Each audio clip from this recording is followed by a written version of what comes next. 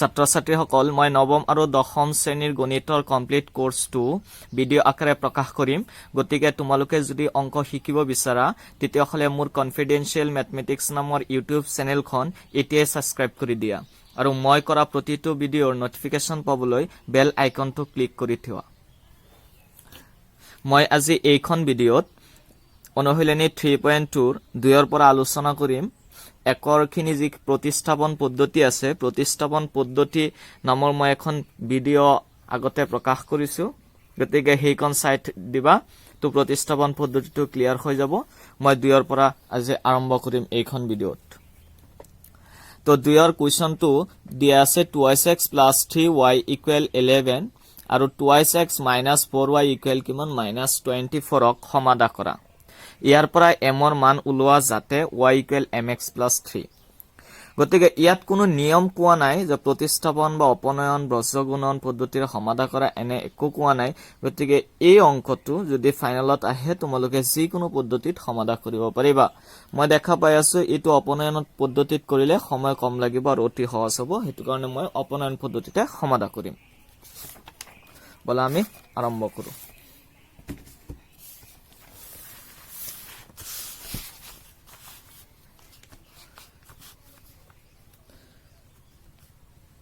Their solution দিয়া আছে সমীকৰণ দুটা কি আছে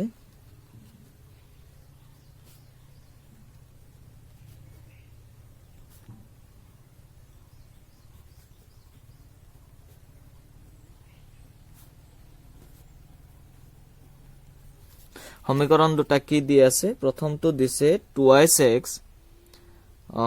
+ 3y equal 11 এটুক মই এক নম্বৰ সমীকৰণ বুলি ধৰিলো আৰু এটা সমীকৰণ দিছে 2x - 4y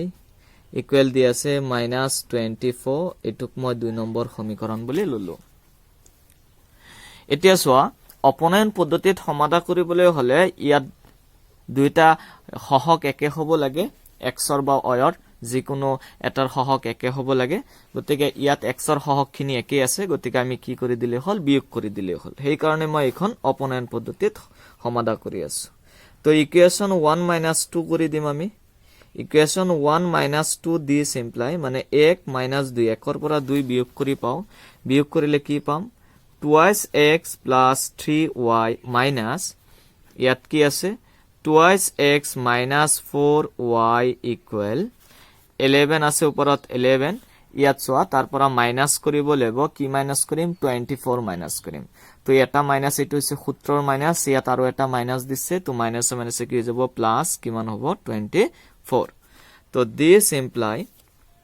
ইয়াত আহিল 2x + 3y এই মাইনাসটো ইয়াতো যাব ব্ৰ্যাকেটৰ বাহিৰত আছে যেহেতু এই মাইনাসটো কৈ -4 ৰ লগতো যাব তো ইয়াত হৈ যাব মাইনাসত 2x এই মাইনাসটো ইয়াত গলে মাইনাসে মাইনাসে প্লাস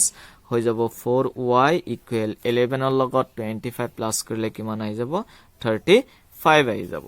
তো দিস ইমপ্লাই ইয়াত সো -2x আছে ইয়াত +2x ক্যান্সেল হৈ যাব তিনিটা y আছে কি হট প্লাসত 4টা y প্লাসত টোটাল হৈ যাব 7টা y কি হট প্লাসত ইকুয়াল কিমান 35 তো y ইকুয়াল হৈ যাব হুফালে 35 আছে 35 7 পূৰণ আছে 7 হৰণ হৈ যাব 7 35ত কিমান বাৰ যাব 5 বাৰ তো y ইকুয়াল হৈ যাব 5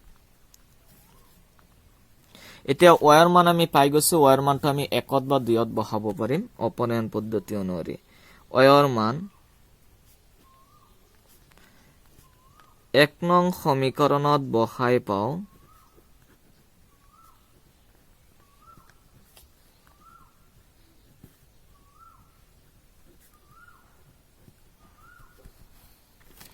এক নং সমীকৰণ বহালে কি হ'ব সমীকৰণটো আছে 2x + 3y = 11 তো তাতে যত y আছে কিমান পাতি মই ঠাইত 5 পাতি দিম তো 2x + 3 * y মানে হ'ব 5 = কিমান 11 2x + 3 * 5 হৈ যাব 15 = 11 This implies 2x equal হৈ যাব হুফালে 11 আছে 11 প্লাসত 15 হুফালে গলে কি হৈ যাব মাইনাসত 15 তো 2x ইকুৱেল হৈ যাব মাইনাছত 4 আহিব কাৰণ 11ত প্লাস আছে 15ত মাইনাস আছে এটা প্লাস এটা মাইনাস হলে এটাৰ পৰা আনটো বিয়োগ কৰিব লাগিব তো 15ৰ পৰা 11 গলে 4 থাকিব ডাঙৰ লগত মাইনাস তো x ইকুৱেল সোফালে আছে -4 2 পূৰণ আছে 2 হৰণ হৈ যাব এই 2 4 যাব 2 বাৰ তো x ইকুৱেল হৈ যাব -2 প্ৰথমে সমাধা কৰিব কৈছিলে তো আমাৰ সমাধা হৈ গল x ৰ মান কিমান আহিল -2 আৰু y ৰ মান কিমান আহিল 5 তাৰ পিছত অকন আছে ইয়াৰ পৰা কোৱেশ্চনটো আৰু অকন আছে ইয়াৰ পৰা m ৰ মান উলোৱা যাতে y = mx + 3 এতিয়া ইয়াৰ পৰা m ৰ মান উলিয়াব কৈছে মানে সমাধানৰ পৰা আমি x আৰু y ৰ মান পাইছো এতিয়া m ৰ মান উলিয়াব কৈছে যদিহে y = mx + কি হয় 3 হয়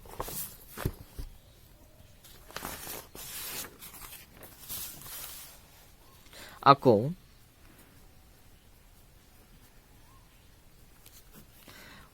y ইকুৱেল দিয়া আছে mx + 3 y = mx + 3 এটো দিয়াই আছে গিভেন তো ইয়াতে আমি কি কৰিম x যত আছে -2 পাতিম এই y ৰ ঠাইত কিমান পাতিম 5 পাতি দিম এতে এই সমীকৰণটো x ৰ ঠাইত -2 আৰু y ৰ ঠাইত কিমান পাতিম 5 পাতিম তো দিস ইমপ্লাই y মানে কিমান 5 equal mx m into x কিমান x ৰ ঠাইত হৈছে -2 প্লাস ইয়াত আছে কিমান 3 তো দিস ইমপ্লাই 5 ইকুৱেল হৈ যাব এই m into -2 হৈ যাব -2m প্লাসত কিমান আহিব 3 দিস ইমপ্লাই এই -2m টো এফালে আহিলে কি হৈ যাব প্লাসত 2m হৈ যাব এতিয়া হুফালে কি আছে 3 আছে প্লাসত এফালে 5 আছিল হুফালে গলে কি হৈ যাব মাইনাসত 5 হৈ যাব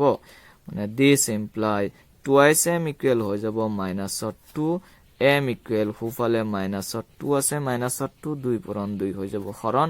এই 2 2ত একবাৰ এটা মাইনাস আছে তো m ইকুৱেল হৈ যাব -1 তো m ৰ মানটো কি আহিল m ৰ মানটো আহিলে -1 সো দিয়া আছিল সমীকৰণ দুটা এনেকুৱা এই সমীকৰণ দুটা 2x আছে মানে সহগ সেম আছে এটো কাৰণে মই অপনয়নতে কৰি দিলো যেহেতু কোৱেশ্চনটোত কোনো পদ্ধতি উল্লেখ কৰা নাই তো y ৰ মান আহিছে অপনয়নত কিমান y ৰ মান আহিলে 5 এই 5 টো কি কৰিলে একত বহাই দিলো y ঠাইত x ৰ মান আহিছে -2 এতিয়া x ৰ মান কিমান আহিলে -2 আৰু y ৰ মান আহিছে 5 সেই x আৰু y ৰ মানটো এই কন্ডিশনটোত বহাই দিলো মানে এটা দিয়ে আছিল y = mx + 3 তাত x আৰু y ৰ মান বহাই দিলো y ৰ ঠাইত ইটো পাতিছো 5 = m * x মানে -2 প্লাস আছে +3 to y equal to 5 আছে 5 -2 into m -2sm plus 3 এই -2sm to এফালে আইলে প্লাসত 2sm হৈ গল ইকুৱেল সো হুফালে কি আছিল +3 আছিল +3 পাতিলো ইয়াত আছিল +5 হুফালে গলে কি হৈ যাব -5 এটো কাৰণে কি হৈ গল এটো 2sm থাকিল 3 প্লাসত 5 মাইনাসত তো 5 ৰ পৰা 3 গলে 2 ডাঙৰ লগত মাইনাস মানে -2 m ইকুৱেল হৈ যাব হুফালে -2 পাতি 2 পূৰণ আছিল নহয় হুফালে গলে কি হৈ যাব 2 হৰণ হৈ যাব 2 2ত একবাৰ এটা মাইনাস আছে তো m ৰ ঠাইত হৈ যাব -1 এতিয়া আমি 3 ত যাও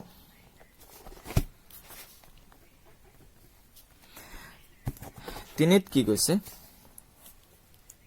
তলৰ সমীকৰণবোৰৰ ক্ষেত্ৰত ৰৈখিক সমীকৰণজোৰ গঠন কৰা আৰু প্ৰতিস্থাপন পদ্ধতিৰে হিয়াতৰ সমাধা উলিওৱা ইয়াত কিন্তু প্ৰতিস্থাপন পদ্ধতিত সমাধা উলিয়াব কৈছে গতিকে ইয়াৰ অংকখিনি আমি কি কৰিব লাগিব প্ৰতিস্থাপনত কৰিব লাগিব এক নম্বৰটো দিছে দুটা সংখ্যাৰ পাৰ্থক্য 26 পাৰ্থক্য মানে বিয়োগফল 26 দুটা সংখ্যাৰ বিয়োগফল 26 এটা সংখ্যা আনটোৰ 3 গুণ মানে এটা যিমান হয় হৰুটো যিমান তাত লগত 3 টো পূৰণ কৰিলে 3 এটা পূৰণ কৰিলে ডাঙৰটোৰ সমান হয় সংখ্যা দুটা ওলোৱা এতিয়া যেহেতু দুটা চলকযুক্ত ৰৈখিক সমীকৰণ হয় হেতু কাৰণে এটা সংখ্যা x আনটো কি লম আমি y লম 3 ৰ 1 আমি এনেকে ধৰিলাম ধৰু হৰু ডাঙৰ সংখ্যাটো x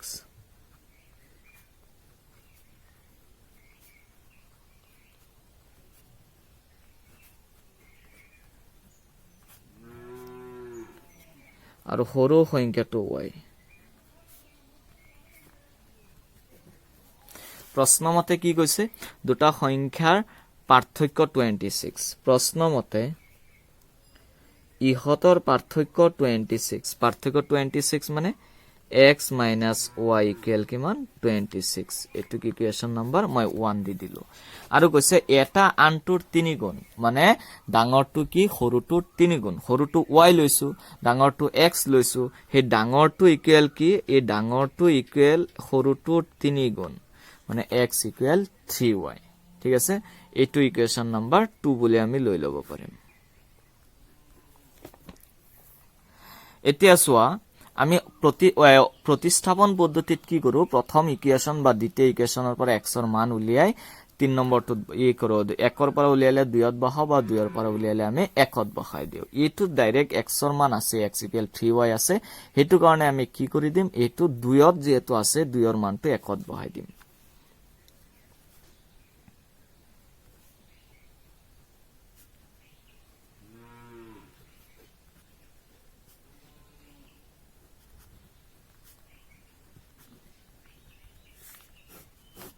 এক নং সমীকৰণৰ পৰা এক নং সমীকৰণ কি আছে x minus y equal আছে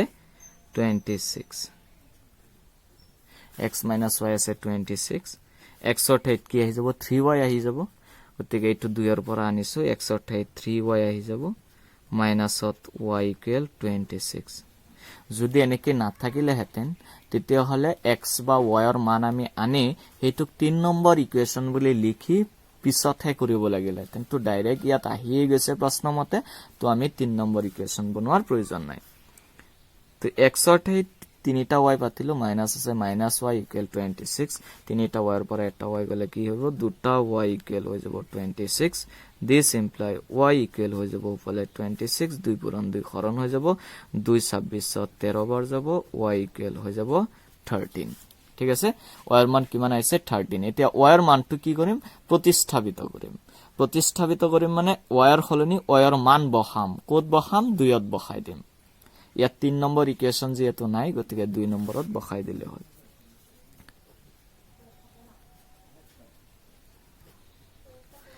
y ৰ মান 2 নং সমীকৰণত বহুৱাই পাও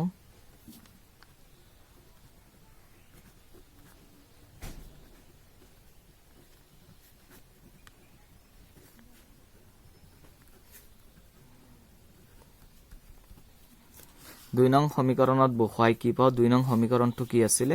সমীকৰণটো আছিল x equal 3y গতিকে y ৰ ঠাইত কিমান পাতিম 13 পাতিম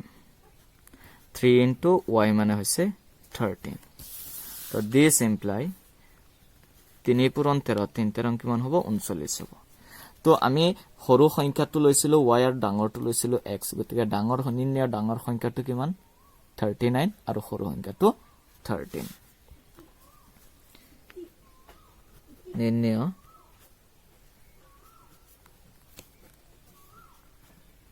ডাঙৰ সংখ্যাটো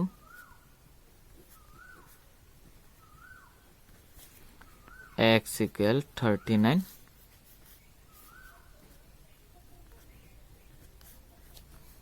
সৰু সংখ্যাটো হল y equal কিমান 13 এটো হৈ গল সমাধান সোয়া ইয়াত কৈছিলে দুটা সংখ্যাৰ মাজৰ পাৰ্থক্য 26 এটো কাৰণে পাৰ্থক্য আছে তো এটা ডাঙৰ এটা সৰু হ'ব ডাঙৰ সংখ্যাটো x লৈছিলো সৰু সংখ্যাটো y লৈছিলো প্ৰশ্নমতে পাৰ্থক্য 26 আৰু এটা আনটোৰ 3 গুণ মানে ডাঙৰটো হ'ব সৰুটোৰ 3 গুণ মানে সৰুটোৰ লগত 3 পূৰণ কৰাৰ পিছত সমান হ'ব কাৰ সমান হ'ব ডাঙৰটোৰ সমান হ'ব মানে x equal 3y এতিয়া ইয়াত ডাইৰেক্ট x equal 3y আছে এটো কাৰণে আৰু আমি 3 নম্বৰ ইকুৱেশ্যনৰ দৰকাৰ নহয় 1 নং সমীকৰণৰ পৰা x - y 26 তাতে x ৰ ঠাইত কি কৰিলো x ৰ মান পাতি দিলো 3y x ৰ ঠাইত x ৰ মান পাতি দিলো 3y - y equal 26 তিনিটা y পৰা এটা y গলে দুটা y equal 26 y equal কিমান আহিল 13 তো y ৰ মানটো আমি কি কৰিম y ৰ মানটো 2 ত বহাই দিম 2 ত কি আছে x equal 3y আছে তো 3 তো 3 আছে y মানে 13 3 পূৰণ 13 3 13 39 তো নিৰ্ণয় ডাঙৰ সংখ্যাটো হল 39 আৰু সৰু সংখ্যাটো হল 13 ভিডিওটো শেষলৈকে চাবা আৰু সোৱাৰ পিছত কেনেকুৱা লাগিছে কমেন্ট কৰিবা মোলে ঠিক আছে আমি 2 নম্বৰ কোৱেশ্যনত আহো 3 2 নম্বৰ কোৱেশ্যনটো হৈছে দুটা সম্পূৰক সাপ্লিমেন্টাৰী কোণৰ ডাঙৰটো সৰুটোতকৈ 18 ডিগ্ৰী বেছি কোন দুটা নিৰ্ণয় কৰা দুটা সম্পূৰক আমি সম্পূৰক শব্দৰ অৰ্থটো বুজিব লাগিব সম্পূৰক তেতিয়া হয় যদি দুটা কোণ সম্পূৰক বুলি কয় দুটা কোণ সম্পূৰক তেতিয়া হ'ব যদি ইয়াতৰ যোগফল 180 হয় পূৰক হলে যোগফল কিমান আহিব 90 আহিব সম্পূৰক হলে কোন দুটাৰ যোগফল আহিব 180 গতে যেহেতু সম্পূৰক কৈছে তো এটা x আৰু এটা যদি y লও তেতিয়ালে x + y মিলাই হৈ যাব 180 দুই নম্বৰ কথাটো যে কোনৰ ডাঙৰটো সৰুটোতকে 18 ডিগ্ৰী বেছি মানে ডাঙৰটো আৰু সৰুটোৰ মাজৰ পাৰ্থক্য হৈছে 18 কোন দুটা নিৰ্ণয় কৰা তো আমি ডাঙৰ কোনটো কি লও ডাঙৰ কোনটো লৈ লম x আৰু সৰুটো লম y 3-2 সলিউশন আমি এনেকে ধৰিম ধৰো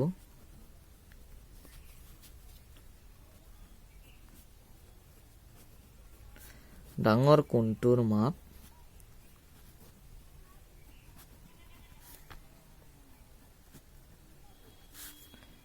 ইকুৱেল x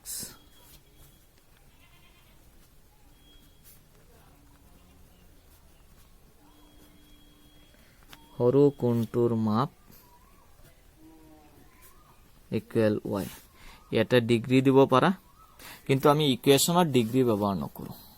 ঠিক আছে এতিয়া প্ৰশ্নমতে কি কলে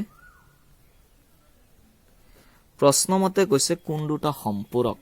যেহেতু কোন দুটা সম্পূৰক হেতু কাৰণে কি হৈ যাব x + y হৈ যাব 180 ডিগ্ৰী ইয়াত দিব নালাগে কাৰণ x ত ডিগ্ৰী y ত ডিগ্ৰী দিলে 180 ডিগ্ৰী হ'ব তো এটো এক নম্বৰ ইকুৱেশন আকৌ কৈছে ডাঙৰটো সৰুটোতকে কি 18 ডিগ্ৰী বেছি মানে ডাঙৰ কোনটো মাইনাস সৰু কোনটো মানে ডাঙৰটো আৰু সৰুটোৰ মাজৰ পাৰ্থক্য কিমান 18 তেতিয়ালে মই ইয়াক লিখিব পাৰো x - y = 18 এটো ইকুৱেশন নম্বৰ 2 এতিয়া সোৱা 1 ৰ পৰা x ৰ মান উলিয়াই 2 ত বহাব পাৰিবা বা 2 ৰ পৰা x বা y ৰ মান উলিয়াই 1 ত বহাব পাৰিবা মই 2 ৰ পৰা উলিয়াও তেতিয়া লকন দেখাত সহজ লাগিছে মই 2 ৰ পৰা আৰম্ভ কৰো 2 নং সমীকৰণৰ পৰা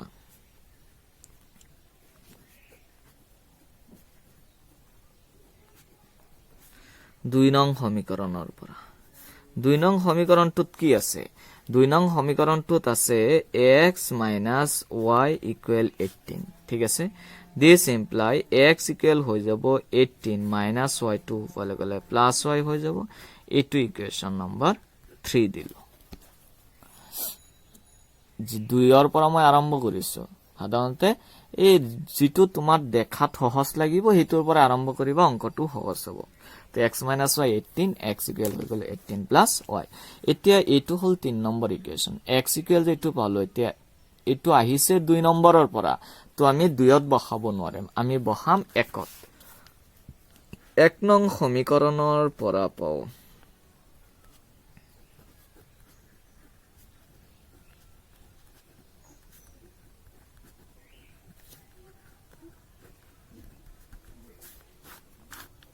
এক নং সমীকৰণটো কি আছে x + y = 180 আৰু ডিগ্ৰী নিদিবা সমীকৰণ যেহেতু তো x ৰ ঠাইত কি হ'ব x ৰ ঠাইত হ'ব যাব 18 + y x ৰ ঠাইত কিন্তু 18 + y আকৌ এটো নভাবিবা বলে এটো y টো ইয়াত y প্লাস এটো নহয় এই x ৰ খলনি x ৰ মান আছিল 18 + y 18 + y পাতিলো মানে x ৰ মান পাতিলো প্লাস আছে প্লাস এটো y আছে y পাতিলো ইকুৱেল 180 সৰি ডিগ্ৰী নহব ডিগ্ৰী নিদিবা তো 18 প্লাস এটা y দুটা y হৈ যাব ইকুৱেল 180 হ'ব তো টুৱাইস y ইকুৱেল হৈ যাব হুপালে আছে 180 18 ইয়াত প্লাসত আছে হুপালে গলে 18 কি হৈ যাব মাইনাসত হৈ যাব তো টুৱাইস y ইকুৱেল কিমান হৈ যাব 180 পৰা যদি 18 মাইনাস হয় সো যদি 20 মাইনাস হলতেন 160 তো 18 মাইনাস হৈ আছে 162 হ'ব তো y ইকুৱেল হুপালে 160 তো 2 পূৰণ আছিলে 2 হৰণ হৈ যাব 2 16 যাব 8 বাৰ 2 ত যাব এবাৰ তো y ৰ মান কিমান আহিছে y ৰ মান আহিছে 81 এতিয়া আমি কি কৰিম y ৰ মানটো কিমান পালো 81 পালো তো y ইকুৱেল পালো 81 এই y ৰ মানটো আমি কি কৰিম 3 ত বহাই দিম প্ৰতিস্থাপিত কৰিম y ৰ মান 3 নং সমীকৰণত বহাই পাও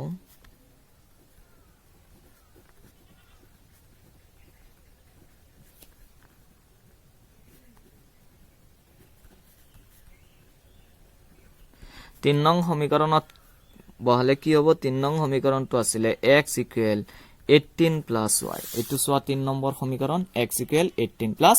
y এতিয়া y ৰ ঠাইত কিমান পাতিম 81 পাতিম তো 18 প্লাস 81 টোটাল হৈ যাব কিমান 99 তো ধৰিছিলো x আৰু সৰু কোণটো ধৰিছিলো y ডিগ্ৰী তো এটো হৈ যাব 99 ডিগ্ৰী আৰু হেটো হৈ যাব 81 ডিগ্ৰী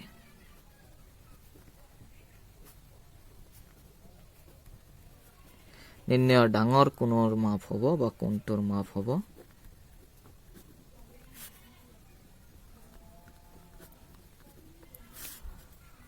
x ইকুৱেল 99 ডিগ্ৰী ডিগ্ৰীটো লিখি দিলেও হ'ব মই ডিগ্ৰী বুলি লিখি দিছো বা ওপৰত ইয়াৰ চিনটো দি দিলেও হ'ব সৰু কোণটোৰ মাপ হ'ব y ইকুৱেল কিমান আহি যাব 18 81 ঠিক আছে 81 ডিগ্ৰী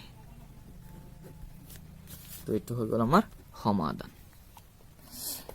নেক্সট আমি 3 নম্বৰত আহো 3 নম্বৰত কৈছে এটা ক্ৰিকেট দলৰ প্ৰশিক্ষকজনে 7টা বেট আৰু 6টা বল কিনে 3800 টকাত মানে 7খন বেট 6খন বল মিলাই কিমান টকা 3800 টকা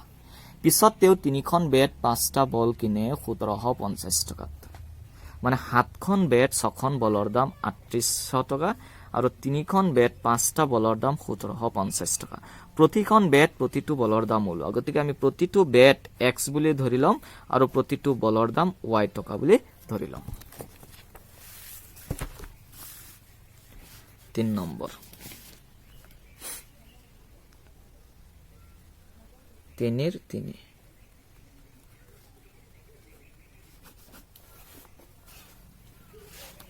ধৰো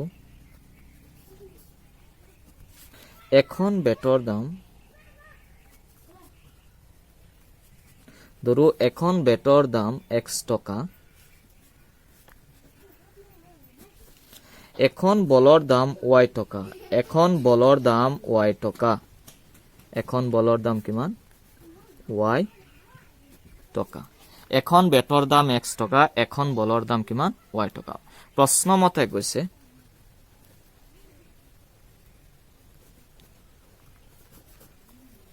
7খন বেট 6টা বল 7খন বেট হলে 7x হ'ব 6টা বল হলে 6y হ'ব গতিকে এখন বেটৰ দাম যদি x টকা হয় 7খন বেটৰ দাম কিমান হ'ব 7x তোমালোকে ধৰি লোৱা এখন বেটৰ দাম 200 টকা 200 টকা হলে দুখনৰ দাম 2 পূৰণ 200 400 টকা 5খনৰ দাম 5 পূৰণ 200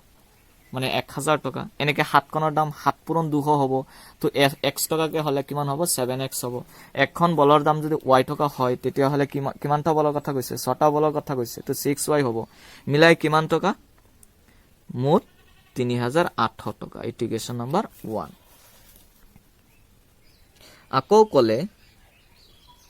আকৌ কৈছে কি কৈছে 3খন বেট 5টা বল কিনে 1750 টকা 3খন বেট 3x 5টা বল মানে দাম হ'ব 5x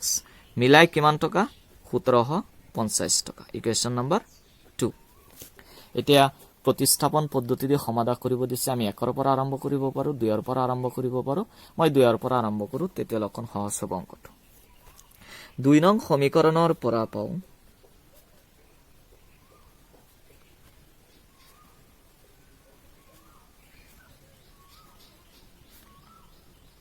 এটা কথা মনত ৰাখিবা এক্সামত এই কোৱেশ্চন বিলাক কোনটো পদ্ধতিত সমাধান কৰিব লাগে এটো একো উল্লেখ কৰা নাথাকে গতিকে সমীকৰণটো বনোৱাৰ পিছত এক্সামত তোমালোকে প্ৰতিস্থাপন পদ্ধতি যদি ভাল পোৱা তো প্ৰতিস্থাপন পদ্ধতিতে কৰিবা আৰু প্ৰতিস্থাপন পদ্ধতিত যদি ভুল হোৱাৰ চান্স থাকে তেতিয়া অপনয়ন পদ্ধতিতে কৰি দিবা কিন্তু যদি উল্লেখ থাকে কোনটো নিয়মত কৰিবা হেতু যদি উল্লেখ কৰি দিয়ে ইয়াত যেনেকৈ উল্লেখ কৰি দিছে প্ৰতিস্থাপন পদ্ধতিৰে তেতিয়া হলে কিন্তু যেটো পদ্ধতি উল্লেখ কৰে হেতু পদ্ধতিতে কৰিবা আৰু উল্লেখ নকৰিলে তোমাৰ তাত যেটো পদ্ধতি সহজ লাগে সেই পদ্ধতিতে সমাধান কৰিবা 2 ৰ পৰা কি পাও 3x + 5y ইকুৱেল আছে 1750 1750 টকা তো আমি কি কৰো x ৰ মান উলিয়াও 1750 প্লাসত 5y হফালে গলে মাইনাসত 5y হৈ যাব তো x ইকুৱেল ইয়াত হফালে যি আছে কিনি লিখি লও পুৰণ আছিল 3 হফালে গলে কি হৈ যাব হৰণ হৈ যাব 3 এটো ইকুৱেশ্যন নম্বৰ মই 3 দি দিলো ঠিক আছে এটো ইকুৱেশ্যন নম্বৰ 3 এতিয়া কি কৰিছে আমি 2 নম্বৰ সমীকৰণৰ পৰা x ৰ মান উলিয়ালো তো 1ত বহাই দিম 2 ৰ পৰা উলিয়াইছো কত বহাম 1ত বহাম তো 1 নং সমীকৰণত বহাই পাও বা 1 নং সমীকৰণৰ পৰা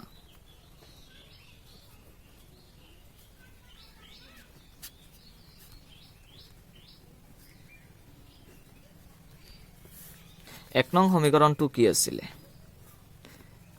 7x + 6y ইকুৱেল আছিল 3800 ঠিক আছে 7x মানে 7 * x তো x ৰ খলনি কি কৰিব লাগিব x ৰ এটো মানক প্ৰতিস্থাপিত কৰিম যত x আছিল তাত x ৰ মানটো বহাম 1750 মাইনাসত আই যাব 5y ডিভাইডেড বাই 3 প্লাস আছে প্লাস 6y ইকুৱেল কিমান হ'ব 3800 সো 7x 7 * x x মানে কিমান 1750 minus 5y divided by 3 তো 7x 7 গল এইখিনি মানে x তো 7x গল plus 6y equal 3800 এতিয়া সোয়া এটো হাত কি এই উপৰখিনি লগত পূৰণ হৈ আছে আৰু তলৰটো লগত হৰণ তো হাত যদি ইয়াৰ লগত পূৰণ হয় তেতিয়ালে কিমান হৈ যাব পূৰণটো 1750 খাত দি পূৰণ কৰিলে 7 গুণ 0 7 5 গুণ 35 ৰ 5 7 থাকিব 3 7 7 গুণ 49 আৰু 3 কিমান হ'ব 52 52 ৰ 2 7 থাকিব 5 17 গুণ 7 আৰু 5 7 5 কিমান হ'ব 7 5 12 চাও কিমান 7 0 গুণ 0 7 5 গুণ 35 ৰ 5 7 3 7 7 গুণ 49 3 কিমান হ'ব 52 ৰ 2 7 থাকিব 5 7 5 12 মানে কিমান আইছে 12250 12250 এই হাতটো ইয়াৰ লগত ইনটু হ'ব তো 7 5 গুণ হৈ যাব 35y তলত আছে 3 প্লাস ইয়াত 6y আছে 6y ইকুৱেল আছে 3800 এতিয়া তোমালোকে এলসিএম লব পাৰা বা 3 দি সবকে পূৰণ কৰি দিলেও হ'ব এলসিএম লব পাৰা বা 3 দি পূৰণ কৰিব পাৰা কৰিলেই হল তো 3 দি যদি পূৰণ কৰি দিয়া বা এলসিএম লৈ লো এলসিএম ললে কি হ'ব এই 3 3 একবাৰ ওপৰত যেটো আছে এটো 12250 minus 35y plus ইয়াত কিমান আছে 6y আছে না 6y এর তলত একো নাই মানে 1 আছে 1 থাকিলে কি হয় যেটো এলসিএম না সেই এলসিএম টো ওপৰত যায়গে এলসিএম টো ওপৰত গলে 3 6 গুণ হৈ যাব 18 লগতে y ইকুৱেল কিমান আছে 3800 হৈ যাব কিমান 3800 এতিয়া সাও কিমান হয় 12250 মাইনাসত 35 প্লাসত 18 তো 18 প্লাসত 25 মাইনাসত এটা প্লাস এটা মাইনাস হলে এটাৰ পৰা আনটো বিয়োগ 25 ৰ পৰা 18 গলে কিমান হৈ যাব 17 হৈ যাব ডাঙৰটোৰ লগত মাইনাস তো ডিভাইডেড বাই 3 ইকুৱেল কিমান আছে 3800 এতিয়া মই ব্ৰজ পূৰণ কৰি দিব পাৰিম ইয়াৰ তলত এটা 1 আছে তো মই যদি ব্ৰজ পূৰণ কৰিলে এই 12250 লগত কি এই -17y লগত হে 1 ইনটু হ'ব আৰু 3 লগত হে ইখিনি ইনটু হ'ব তো 3 লগত মই প্ৰথমে হি ওপৰখিনি ইনটু কৰো কিমান হ'ব ইনটু কৰিলে 3 8 গুণ কিমান 3 8 গুণ 24 ৰ 4 হাতত থাকিব 2 3 3 গুণ 9 আৰু 2 কিমান 11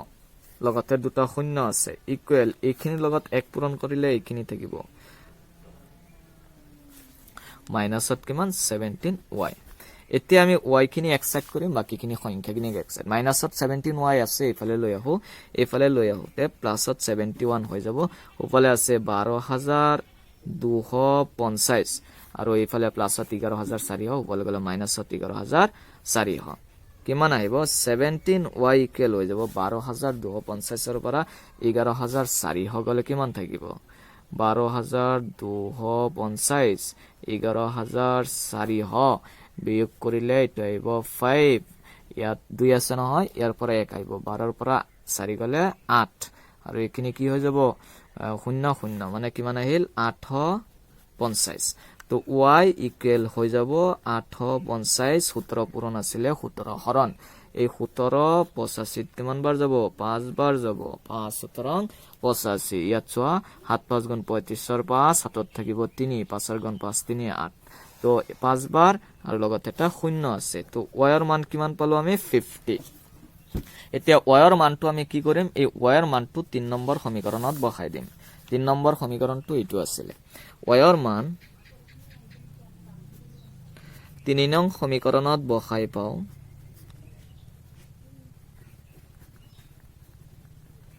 3 নং সমীকৰণত বহুৱাই পাও y ৰ মান 3 নং সমীকৰণত বহালে কি পাম x ইকুৱেল 1750 মাইনাছত 5y ডিভাইডেড বাই 3 তো ইয়াত আছে 1750 মাইনাস 5 হয় না তো 5 ইনটু y মানে কিমান আছিল 50 পাইছিল ডিভাইডেড বাই 3 তো 1750 মাইনাস 5 5 গুণ 25 লগতে 0 তলত আছে 3 তে কিমান আহিব এটো টোটাল 1750 ৰ পৰা যদি 250 যায়গে 1750 ৰ পৰা 250 গলে 1500 থাকিব নিশ্চয় আৰু তলত আছে 3 এই 3 15 যাব 5 বাৰ লগতে দুটা 0 আছে তো এটো আই গল 500 মানে x ৰ মান আছে 500 টু বেটৰ দাম হ'ব 500 টকা আৰু y ৰ মান আছে 50 টু বলৰ দাম হ'ব 50 টকা আকৌ মই এখন বেটৰ দাম x আৰু বলৰ দাম y ললো লোৱাৰ পিছত কৈছে 7খন বেট 6খন বল মিলাই 3800 টকা আৰু 3খন বেট তো 3x টকা হ'ব 5খন বল 5y হ'ব সৰি এটো y হ'ব 5y ইকুৱেল কিমান 1750 তো 2 নং সমীকৰণৰ পৰা মই আৰম্ভ কৰিছো 3x 5y 750 তো 3x ৰাখিলো 750 ৰ পৰা 5y প্লাস আছিল মাইনাস হৈ গল x ইকুৱেল হুফালৰ খিনি লিখি 3 পূৰণ আছিল যে 3 হৰণ হৈ গল এইটো ইকুৱেশ্যন নম্বৰ 3 যেহেতু এইটো 2 নম্বৰ সমীকৰণৰ পৰা আনিছো এইটো কাৰণে এইটো বহাব লাগিব 1 নং সমীকৰণত তো 1 নং সমীকৰণটো আছিল 7x 6y 3800 তাতে 7 to 7 আছে x ৰ কাৰণে x ৰ মান পাতিলো প্লাস আছে 6y 3800 এই 7 টো কিন্তু ওপৰত আছে দে ওপৰখিনি লগত পূৰণ হৈ আছে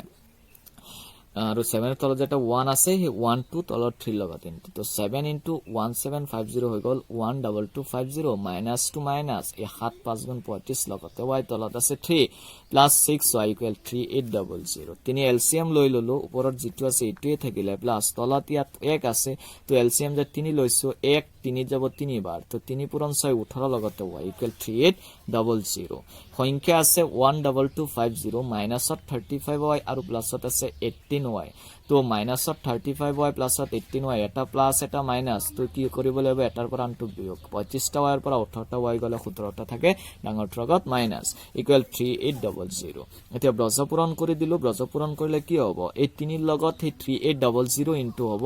আৰু এই 12250 মাইনাস 17y লগত এই তলৰ f2 ইনটু হৈ যাব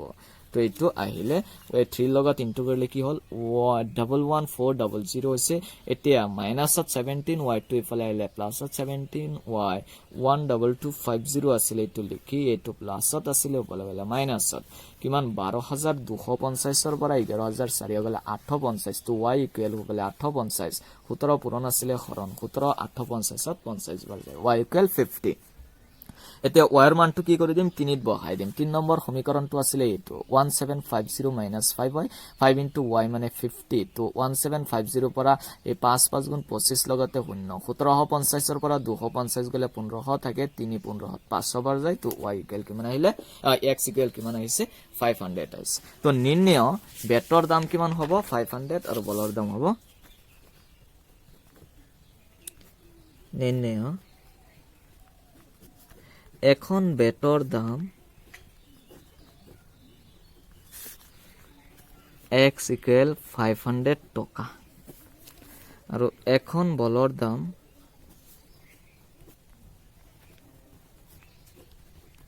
বলৰ দাম কিমান হ'ব y ইকুৱেল 50 টকা ঠিক আছে আমি নেক্সট কোৱেশ্চনত আহো নেক্সট কোৱেশ্চনটো হৈছে 4 নম্বৰ কোৱেশ্চন নম্বৰ 4 এখন চহৰৰ টেক্সি ভাড়াত এটা নিৰ্দিষ্ট ভাড়াৰ লগত অতিক্ৰম কৰা দূৰত্বৰ ভাড়াটো লগ লাগি থাকে বহুত ইন্টাৰেস্টিং কথা অতিক্ৰম কৰা দূৰত্বৰ ভাড়াৰ লগত কি হৈ থাকে এটা নিৰ্দিষ্ট ভাড়াও লগ লাগি থাকে 10 কিলোমিটাৰ দূৰত্বৰ বাবে দিব লগা ভাড়া 105 টকা আৰু 13 কিলোমিটাৰ ভ্ৰমণ এটাৰ বাবে দিব লগা ভাড়া 155 টকা নিৰ্দিষ্ট ভাড়া আৰু প্ৰতি কিলোমিটাৰৰ ভাড়া কিমান 25 কিলোমিটাৰ দূৰত্ব ভ্ৰমণ কৰিবলৈ এজন মানুহে কিমান ভাড়া দিব লাগিব তো কি হ'ব আমি ইয়াতে নিৰ্দিষ্ট ভাড়া x লম আৰু প্ৰতি কিলোমিটাৰৰ ভাড়া y টকা লৈ লম নিৰ্দিষ্ট ভাড়া x টকা আৰু প্ৰতি কিলোমিটাৰৰ ভাড়া y টকা ধৰু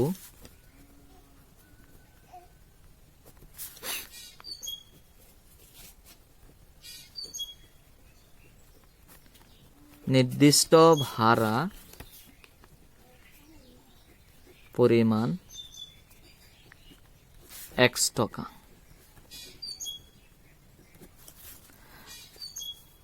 আর প্রতি কিলোমিটার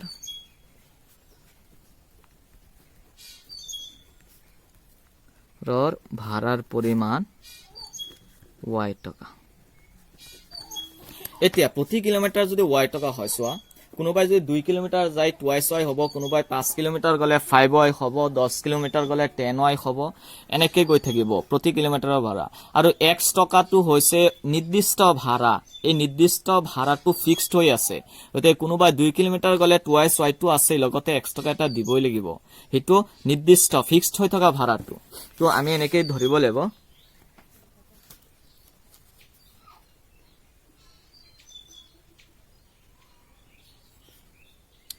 ধৰিছো প্ৰশ্ন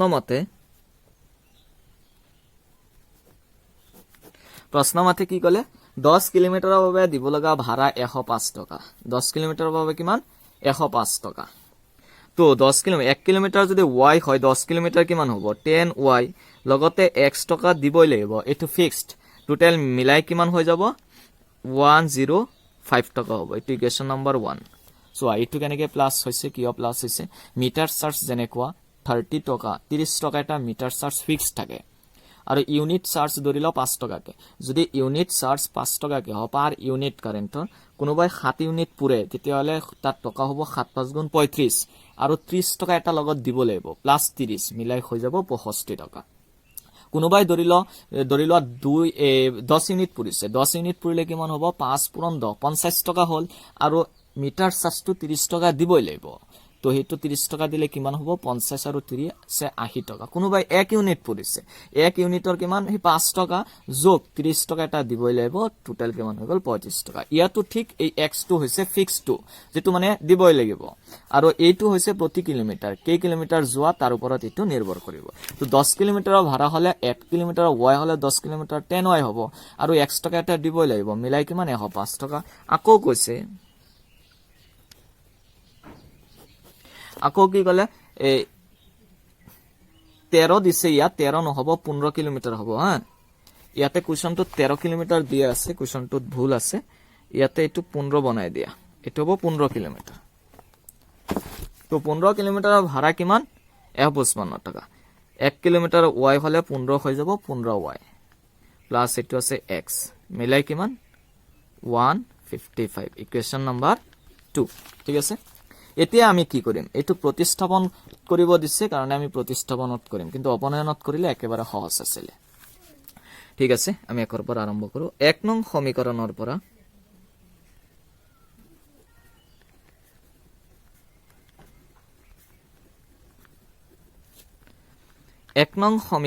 পৰা পাও 1 নং সমীকৰণটো কি আছে x + 10y ইকুৱেল হৈ যাব 105 তো x ইকুৱেল হৈ যাব 105 প্লাস 10y হোফালে গলে মাইনাস 10y এটো হৈ গল ইকুৱেশ্যন নম্বৰ 3 ঠিক আছে এটা নেক্সটত আমি যত x পাম তাত কিমান পাতিম 105 মাইনাস 10y পাতি দিম ইকুৱেশ্যন নম্বৰ 2 2 নং সমীকৰণৰ পৰা পাও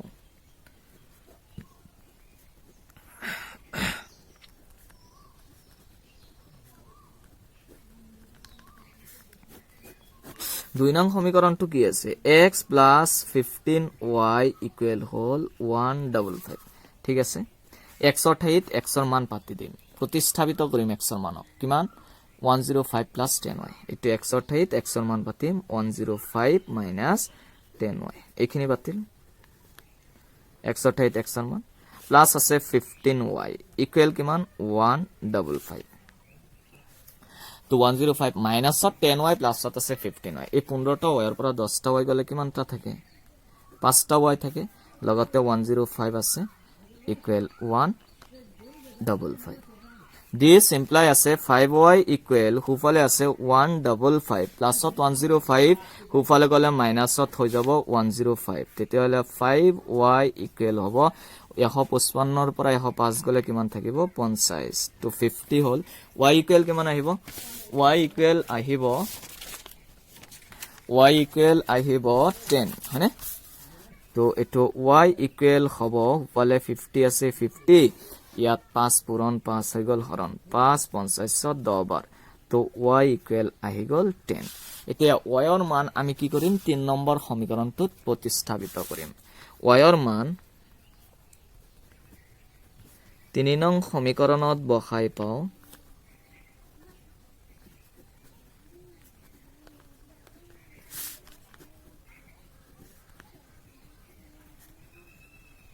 অয়ৰ মান 3 নং সমীকৰণত বহাই পাও 3 নং সমীকৰণত কি পাম x equal আছে 105 - 10y তো 105 - 10y 10 into y মানে কিমান আছিল হৈ গল 105 মাইনাসত 100 equal কিমান হৈ যাব 5 তো x কি লৈছিল x লৈছিল প্ৰতি কিলোমিটাৰৰ ভাড়া নে নিৰ্দিষ্ট ভাড়া তো হিটো আহিলে 5 টকা আৰু প্ৰতি কিলোমিটাৰৰ ভাড়া কিমান 10 টকা ঠিক আছে তেতিয়ালে নিৰ্দিষ্ট ভাড়া x equal আহিলে কিমান 5 টকা আৰু প্ৰতি কিলোমিটাৰৰ ভাড়া y equal 10 টকা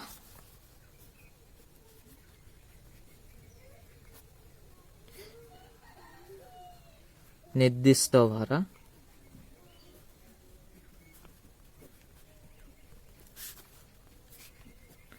x equal 5 টকা প্ৰতি কিলোমিটাৰৰ ভাড়া y equal কিমান 10 টকা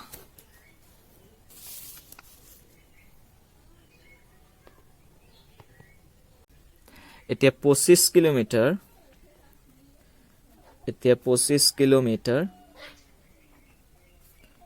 ভ্ৰমণৰ বাবে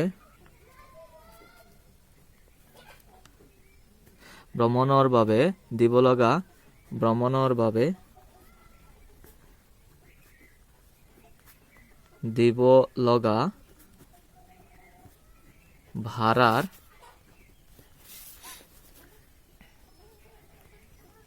পৰিমাণ হ'ব যেহেতু 25 কিলোমিটাৰ 1 কিলোমিটাৰ কাৰণে y হলে 25 কিলোমিটাৰ কাৰণে হ'ব 25y আৰু x টকা এটা দিব লাগিব টোটাল ইমান টকা হৈ যাব তো x ৰ ঠাইত x ৰ মান 5 প্লাস 25 into y ৰ ঠাইত 10 পুৰণটো আগত কৰিব লাগিব 5 plus 25 into 10 250 টোটাল হৈ যাব 255 টকা গতিকে 25 কিলোমিটাৰৰ কাৰণে দিব লগা ভাড়া হ'ব 255 টকা নেক্সট কোৱেশ্চনত আহো আমি নেক্সট কোৱেশ্চনটো হৈছে ভগ্নাংশৰ ওপৰত এটা ভগ্নাংশত যদি লব হৰ উভয়তে 2 যোগ কৰা হয় তেন্তে ভগ্নাংশটো হয় 9/11 এই কোৱেশ্চনটো 2-3 বাৰ আহিছে ফাইনালত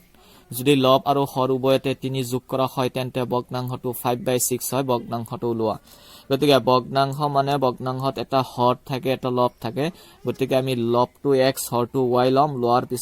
পিছত কি ভগ্নাংশটো হ'ব x/y গতিকে আমি এনেকে ধৰি লম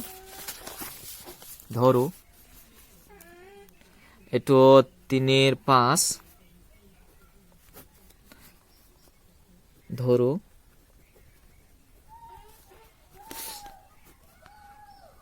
লব equal x হর equal y এতেকে ভগ্নাংশটো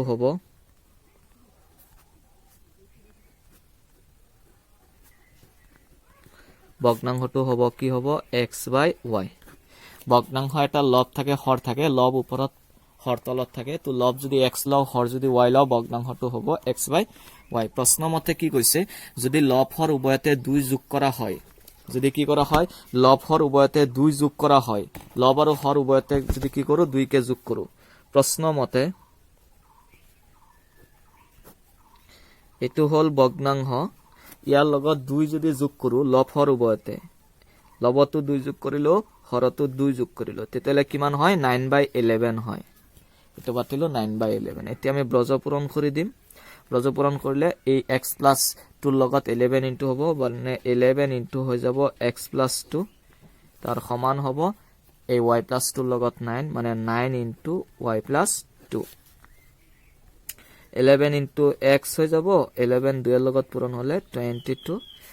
9 into y 9y plus 9 into 2 হৈ যাব 18 xy বিলাক এক সাইড কৰো 11x প্লাসত 9y ইফালে আইলে মাইনাসত 9y ইকুয়াল হোফালে 18 আছে প্লাসত 22 হোফালে গলে মাইনাসত 22 তো 11x মাইনাস 9y ইকুয়াল কি হৈ যাব প্লাসত আছে 18 মাইনাসত 22 22 ৰ পৰা 18 গলে কিমান থাকিব 4 ডাঙৰ লগত কিমান মাইনাস আছে মাইনাস তো এটো হৈ গল ইকুয়েশন নাম্বার 1 আকৌ কৈছে আকৌ লব হৰ উভয়তে 3 যোগ কৰা হয় তেন্তে ভগ্নাংশটো হৈ যায় 5/6 লব হৰ উভয়তে যদি কি কৰা হয় 3 যোগ কৰা হয় এটো ভগ্নাংশ আছিলে ইয়াৰ লগত কি লব হৰ উভয়তে যদি কি কৰা হয় 3 যোগ কৰা হয় তেতিয়ালে আহি যাব 5/6 এতিয়া ব্ৰজ পূৰণ কৰি দিম ইয়াৰ লগত ব্ৰজ পূৰণ কৰিলে 6 ইনটু হৈ যাব x + y equal a y + 3 লগত কি আহিব 5 ইনটু হ'ব ব্ৰজ পূৰণ কৰিলে ইয়াৰ লগত 5 ইনটু মানে 5 ইনটু হৈ যাব y + 3 this imply a 6 দুইটা লগত ইনটু হ'ব মানে 6x প্লাস হৈ যাব 6y equal 5 into y 5y plus 3 5 গুণ আহি যাব 15 x y বিলাক এক সেট কৰো 6x এটো ইফালে আহিলে এটো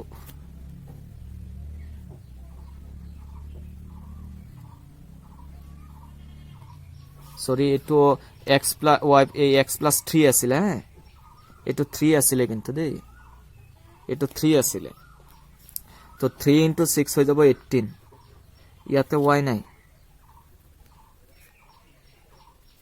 6 লগত ইনটু হ'ব x + 3 হ্যাঁ 6 লগত x + 3 ইনটু হ'ব তো 6x এই 3 6 গুণ হৈ যাব 18 equal 5 into y 5y 5 into 3 হৈ যাব 15 এতে x বিলাক এক্সেট কৰো এটো আৰু এটো আহিব 5y ইকুয়াল হোফালে 15 আছে প্লাসত 18 হোফালে গলে মাইনাসত 18 মানে 6x - 5y ইকুয়াল আহি যাব মাইনাসত 3 এটো হল ইকুয়েশন নাম্বার 2 মই 2 বুলি ধৰিলো এতিয়া আমি সলভ কৰিম আমি কেনেকৈ সলভ কৰিম প্ৰতিস্থাপন পদ্ধতিৰে সলভ কৰিম এতিয়া প্ৰতিস্থাপন পদ্ধতিত হলে কি হয় 1 নম্বৰ বা 2 নম্বৰ সমীকৰণৰ পৰা আৰম্ভ কৰিব লাগে মই 1 নম্বৰ সমীকৰণৰ পৰা আৰম্ভ কৰিছো 1 নং সমীকৰণৰ পৰা পাও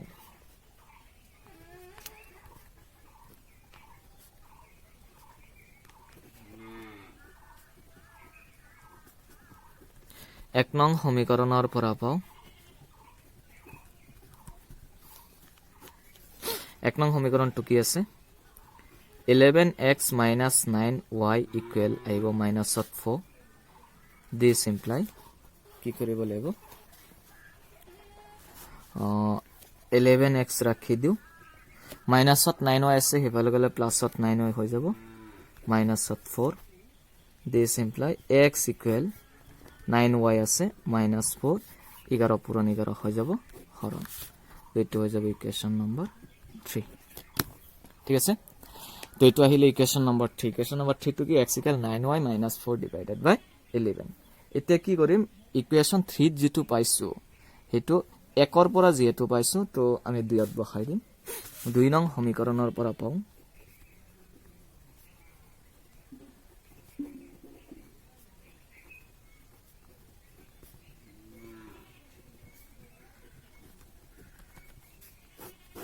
দুই নং সমীকৰণটো কি আছিল 6x - 5y equal -3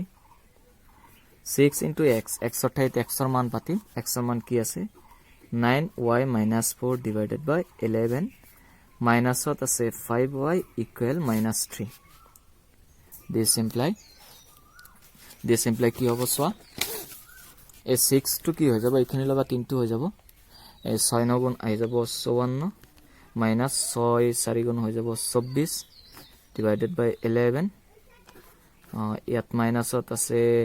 5y equal minus 3 তে কি কৰিম তোমালোকে এটা y আছে তোমালোকে 11 দি পূৰণ কৰিলেও হৈ যাব বা লহাগু ললেও হৈ যাব মই 11 দি পূৰণ কৰি দিও ইয়াত যদি 11 পূৰণ কৰো 11 11 ক্যান্সেল হৈ যাব মানে ইয়াত হৈ যাব 54y minus 24 ইয়াত 11 যদি ইনটু কৰো 5 11 55 লগতে y হৈ যাব ইয়াত 11 পূৰণ কৰিলে 3 11 কিমান আহিব 33 আহিব this imply so প্লাসত 54 টা y আছে মাইনাসত 55 টা y আছে তো এই 55 টা y মাইনাসত 54 টা y প্লাসত তো 55 টা y এর পৰা 54 টা y গলে এটা y থাকিব ডাঙৰ ট্ৰগত মাইনাস ইকুয়াল হোফালে মাইনাস 33 ইয়াত মাইনাসত 24 হোফালে গলে আহি যাব প্লাসত 24 this imply minus y equal minusত 33 প্লাসত 24 এই 33 ৰ পৰা 24 গলে কিমান থাকিব 9 থাকিব ডাঙৰ ট্ৰগত মাইনাস তো y equal আহিলে 9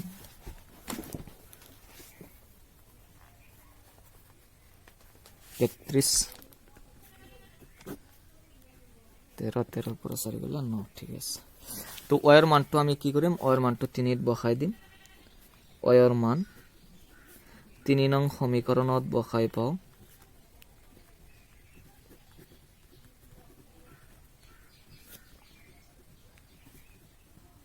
তিন নং সমীকৰণত বহাম 3 নং সমীকৰণটো কি আছিল x equal 9y minus 4 divided by 11 9y minus 4 divided by কি আছে 11 তো y ঠাইত কিমান পাতিম 9 পাতি দিম তো 9 into y মানে 9 minus 4 divided by 11 সো পূৰণটো আগত কৰিব লাগিব এটো নকৰিব বলে 9 ৰ পৰা 4 গল 5 into 9 5 9 গুণ 45 কেতিয়াও নহব হা পূৰণটো আগতে হ'ব তো 9 গুণ কিমান হল 81 তাৰ পৰা 4 যাব ডিভাইডেড বাই 11 তো এটো কিমান হৈ যাব 81 ৰ পৰা 4 গলে 77 তলত 11 এই 11 এই 77 ত যাব 7 বাৰ ঠিক আছে তো x ৰ মান কিমান আহিল x ৰ মান আহিল 7 তো x ইকুয়াল পালো আমি x ইকুয়াল পালো 7 এটা কি কৰিম x ৰ মানটো আমি x ৰ মান পাই গলো y ৰ মান পাই গলো আমি বগ্নাংশটো কি লৈছিলো x by y না তো x ৰ মান 7 y ৰ মান 9 বহুতে ইয়াত থৈ দিলে নহব যেহেতু আমাৰ বগ্নাংশটো উলিয়াব কৈছিলে সো আমি x ৰ মান আইছে মানে লব আইছে y ৰ মান আইছে মানে হৰ আইছে তো বগ্নাংশটো হ'ব x by y এতেকে x ইয়াত থৈ দিলে নহব বগ্নাংশটো উলিয়াব কৈছে বগ্নাংশটো লিখিব লাগিব নিৰ্ণয় বগ্নাংশটো হ'ব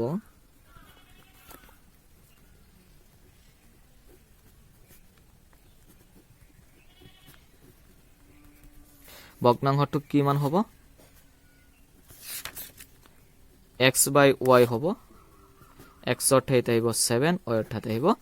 9 এটো হ'ব আমাৰ নিৰ্ণয় বগ্নাংশ মই আকৌ এবাৰ কৈ দিছো আমাৰ যেটো বগ্নাংশৰ কথা কৈছে বগ্নাংশৰ কথা কোৱাৰ লগে লগে লব আৰু হৰ ধৰি লবা তেতিয়ালে বগ্নাংশটো হৈ যাব x আৰু y x by y আৰু তো বগ্নাংশৰ লব হৰ উভয়তে 2 যোগ কৰা গতে 2 যোগ কৰিছো ইকুয়াল 9 by 11 হয় পাতিলো ব্ৰজপূৰণ কৰিলো x বিলাক এক্সেট কৰোতে এটা ইকুৱেচন আহিছে 11x - 9 ইকুয়াল -4 আকৌ গৈছে হৰ লব উভয়তে 3 যোগ মই 3 কে যোগ কৰিছো 3 যোগ কৰিলে 5/6 হয় ব্ৰজপূৰণ কৰিলো ব্ৰজপূৰণ কৰোতে x এক্সেট কৰোতে কি এটা ইকুৱেচন আহিছে এই ইকুৱেচনটো হৈছে 6x - 5y ইকুয়াল -3 এতিয়া কি কৰিছো এই ইকুৱেচন দুটা হৈ গল এটা ইকুৱেচন দুটাৰ পৰা আমি কি অপনয়ন পদ্ধতিত সমাধান কৰিব কৈছে অপনয়ন পদ্ধতি 1 ৰ পৰা আৰম্ভ কৰিছো 1ত আৰম্ভ কৰিলে কি হ'ব 1ত কি আছিল 1ৰ ইকুৱেচনটো আছিল এইটো তাৰ পৰা x ৰ মান পালো 9y - 4 ডিভাইড বাই 11 তো এটো x ৰ মান এটো 3 নম্বৰ ইকুৱেচন গতিকে 1ৰ পৰা যেতে x ৰ মান উলিয়াইছো তো 2ত যত x আছে তাতে x ৰ মানটো কি কৰিব লাগিব বহাই দিব লাগিব দিয়ত 6x আছিলে 6 ইনটু x ৰ ঠাইত কি কৰিলো x ৰ মানটো বাতি দিলো এইটো হৈছে x এই গোটেইখিনি x ৰ মান -5y ইকুৱেল -3 এই 6 টো কিন্তু ওপৰৰখিনিৰ লগত পূৰণ হৈছে 6 9 গুণ 54 লগতে y -6 4 গুণ 24 -5y ইকুৱেল -3 এই 11 টো তলত আছে কাৰণে মই গোটেইখিনি 11 দি পূৰণ কৰি দিব পাৰো বা এলসিএম লৈ ল'ব পাৰো মই 11 দি পূৰণ কৰিছো ইয়াত 11 পূৰণ কৰিলে 11 কেনসেল হৈ যাব সো ইয়াত যদি 11 পূৰণ কৰো 5 11 55 হৈ যাব ইয়াত 11 পূৰণ কৰিলে -3 পূৰণ 11 -33 তো এটি কৰিছো ইয়াত কি হৈ গল প্লাসত 54y মাইনাসত 55y গতিকে 55y ৰ পৰা 54y গুছি গলে এটা y থাকে ডাঙৰটোৰ লগত মাইনাস আৰু হুফালে মাইনাসত 33 আছে মাইনাসত 24 এফালে আছিল হুফালে গলে প্লাসত 24 y ইকুৱেল -9 -y ইকুৱেল -9 হলে দুইফালে মাইনাস উঠাই দিলে y ইকুৱেল হৈ গল 9 এই y ৰ মানটো 3 ত বহাই দিছো 3 ত আছিল x ইকুৱেল 9y - 4 ডিভাইড বাই 11 9 ইনটু y হৈছে 9 - 4 ডিভাইড বাই 11 9 9 গুণ 81 পৰা 4 গলে কিমান থাকিব 77 তলত থাকিব 7 7 77ত 7 বাৰ যায় তো x ৰ মান কিমান পালো 7 পালো y ৰ মান 9 পালো হেতু কাৰণে ভগ্নাংশটো কি হৈ গল ভগ্নাংশটো আহি যাব ভগ্নাংশটো আহিব কিমান নিৰ্ণয় ভগ্নাংশটো হ'ব x বাই y ইকুৱেল 7/9 আমি নেক্সট কোৱেশ্চনটো যাও নেক্সট কোৱেশ্চনটো আছে বয়সৰ অংক কোৱেশ্চনটো মই পঢ়ি দিছো আজিৰ পৰা 5 বছৰৰ পিছত জেকবৰ বয়স তেওঁৰ পুত্ৰতকৈ 3 গুণ হ'ব 5 বছৰ আগতে জেকবৰ বয়স তেওঁৰ পুত্ৰৰ 7 গুণ আছিল তেওঁলোকৰ বৰ্তমান বয়স জেকবৰ বৰ্তমান বয়স লম আৰু পুতেকৰ বৰ্তমান বয়স লম হা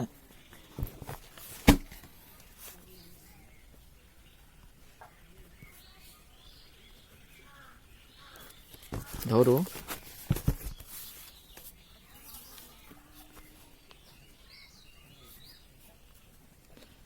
জেকবৰ বৰ্তমান বয়স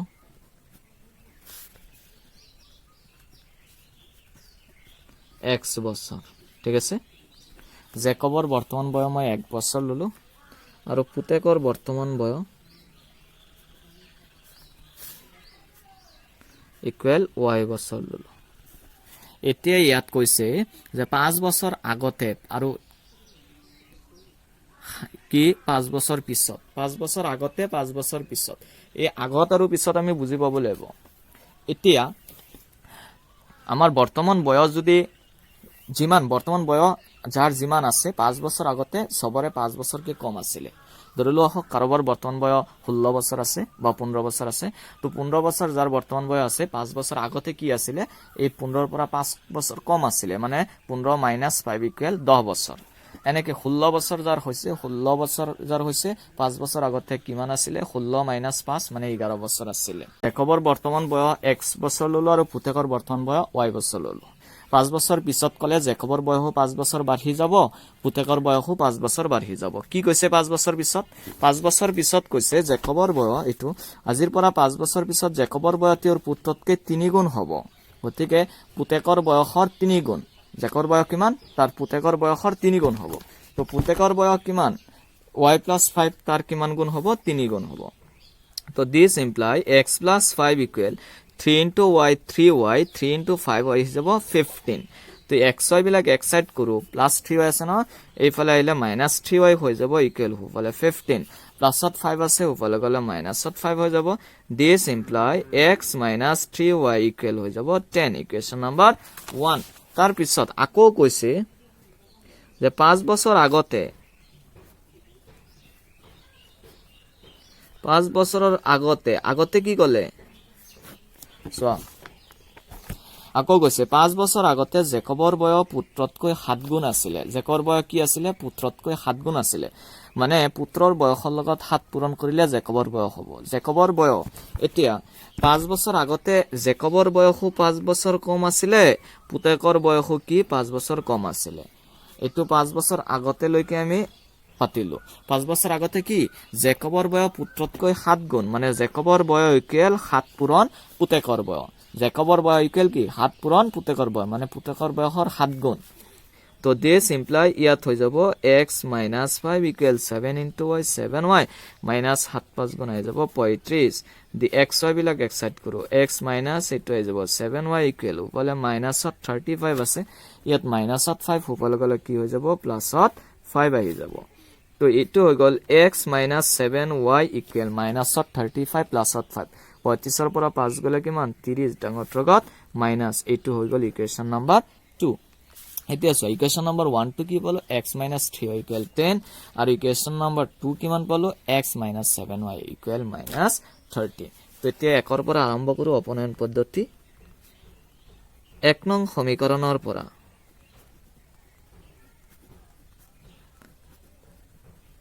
এক নং সমীকৰণটো কি আছে সমীকৰণটো দিছে x minus 3y equal 10 ঠিক আছে তো x minus 3y 3 into y এর মান আমি না জানো তো x equal হৈ যাব উপলে 10 আছে 10 minus 3y উপলে কি হৈ যাব plus 3y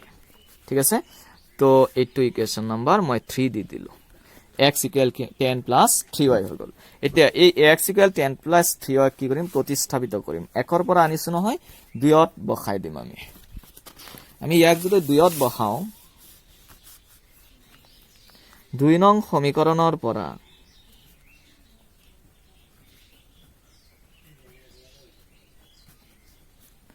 2 নং সমীকৰণটো কি আছিল 2 নং সমীকৰণটো হৈছে x minus 7y equal minus 30 তো x এর ঠাইত কি পাতিম 10 plus 3y পাতিম x এর ঠাইত 10 plus 3y পাতিম তো এটো হ'ব 10 plus 3y পাতিলে x এর ঠাইত এতিয়া minus 7y equal কিমান আছে equal minus 13 তো সো plus 3y minus কিমান 7y তো 10 to 10 plus 3y minus 7y 7টা y এর পৰা 3টা y গুছি গলে কিমানটা 4টা y থাকিব ডাঙৰ ত্ৰগত মাইনাস ইকুৱেল হৈ যাব minus 30 তো minus 4y equal হৈ যাব minus 30 plus ইয়াত 10 আছে উপলে গলে minus হৈ যাব 10 তো this imply minus 4y equal minus 40 minus minus উঠাই দিলে হল 4y equal হৈ যাব 40 y equal হ'ব উপলে 40 আছে 4 পূৰণ 4 হৰণ 4 40 10 বাৰ তো এর মান কিমান পালো এর মান পালো 10 এই মানটো 3ত বহাই দিলে হল y এর মান 3ত বহাই পাও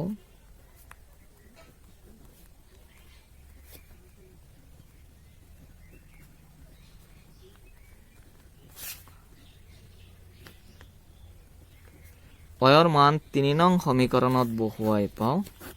3 নং সমীকৰণটো কি আছে x equal 10 plus 3y 10 plus 3y 3 into y মানে হৈছে 10 ঠিক আছে এটো হল 10 plus 3 into 10 হৈ যাব 30 এটো হৈ যাব 40 ঠিক আছে তেতিয়ালে জেকবৰ বৰ্তমান বয়স কিমান পালো 40 বছৰ আৰু পুতেকৰ বৰ্তমান বয়স 10 বছৰ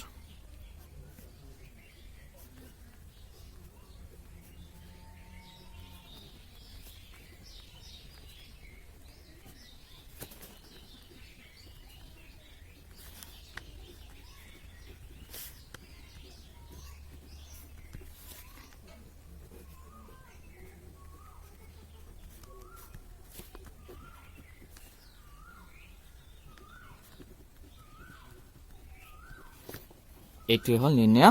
সমাধান তো ভিডিওটো হেলৈকে চোৱাৰ কাৰণে ধন্যবাদ এই কৰিবা ভিডিওটো লাইক কৰি দিবা আৰু লগতে শেয়াৰ কৰিবা আজি ভিডিওটো ইমানখিনি ৰাখিছো বাই